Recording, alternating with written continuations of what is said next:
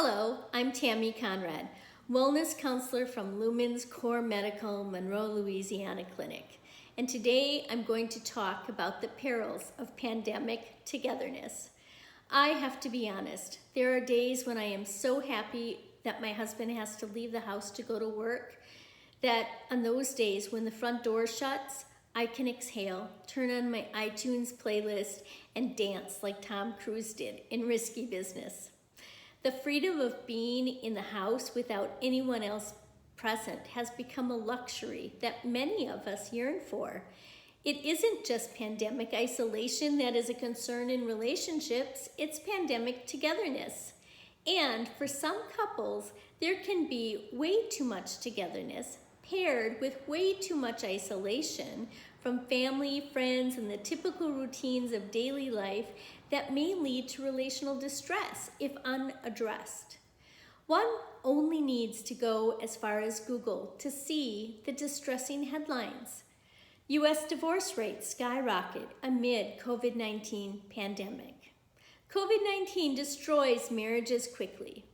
Divorce rates in America soar by 34% during the COVID-19 pandemic, with marriages crumbling 3 weeks into quarantine and newlywed separations doubling to 20%. The messages are also depressing, but is it really true? Is COVID-19 tearing couples apart? Are couples divorcing because of COVID-19? According to relationship and marriage expert John Gottman, couples tend to wait at least 6 years before seeking help for the unhappiness they are experiencing in their marriages. If this is so, we can then infer that COVID-19 did not cause the filing of divorce or make marriages crumble. Rather, COVID-19 is just another variable in a far more complex relational matter. In discussing her best-selling book, Grit, author Angela Duckworth suggests that the secret to any successful achievement is grit, a combination of passion and perseverance. Grit is what keeps people going. It's what sustains success over the long haul. It's about what we do, what we think, and how we respond when we fall down. Do we get back up? Do we throw in the towel? It's likely that many couples during a pandemic or other times of ambiguity are just exhausted and don't know how to get up anymore. They may see throwing in the towel as the only option. Well, I'm here to tell you that it's not the only option and that you do not have to buy into the sensationalizing headlines.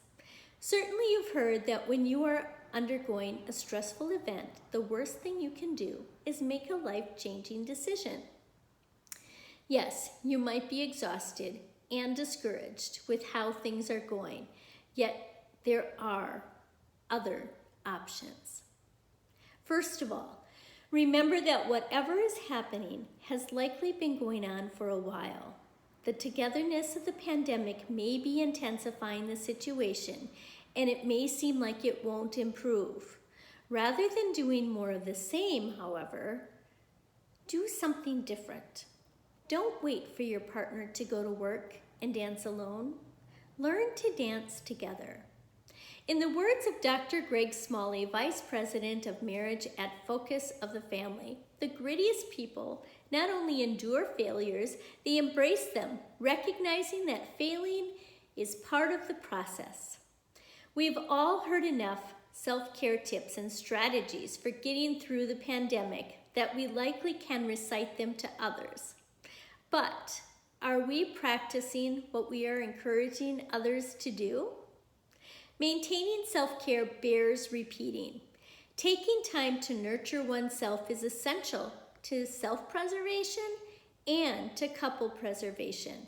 Couples can practice self and couple care apart or together by engaging in regular daily routines and by creating structure and boundaries around their work, self, and relational time.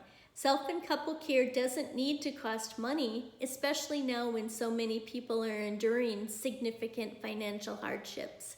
Engaging in playfulness and simple little pleasures with your partner, minimizing distractions and reducing the blur between work and home by turning off work and turning relationship on can get you closer to reigniting your relational spark.